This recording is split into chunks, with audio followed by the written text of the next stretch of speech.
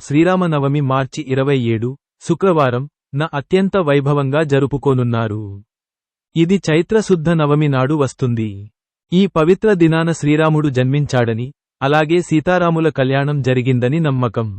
భద్రాచలంలో సీతారాముల కళ్యాణం ఉదయం 11:06 మధ్యాహ్నం అర్ధరాత్రి 1:31 గంటల మధ్య, ముఖ్యంగా మధ్యాహ్నం 12:27 PM అభిజిత్ లగ్నం లో జరుగుతుంది.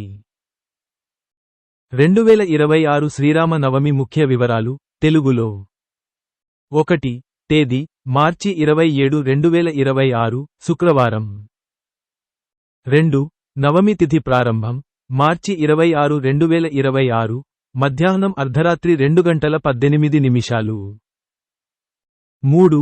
నవమి తిథి ముగింపు మార్చి 27, 2026 మధ్యాహ్నం 12:36.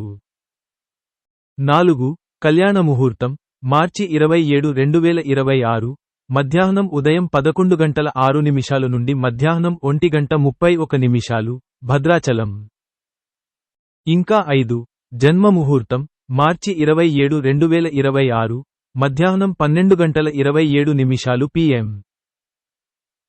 పండుగ విశేషాలు. 1. ఆచారాలు.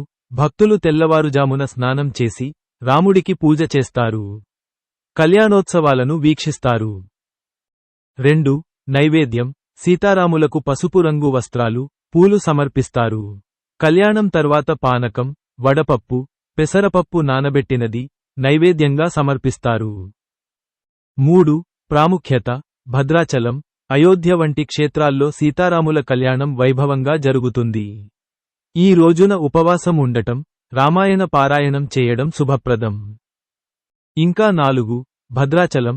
తెలంగాణలోని భద్రాచలంలో ఈ ఉత్సవం రాష్ట్ర పండుగగా అత్యంత ప్రాముఖ్యతతో జరుగుతుంది.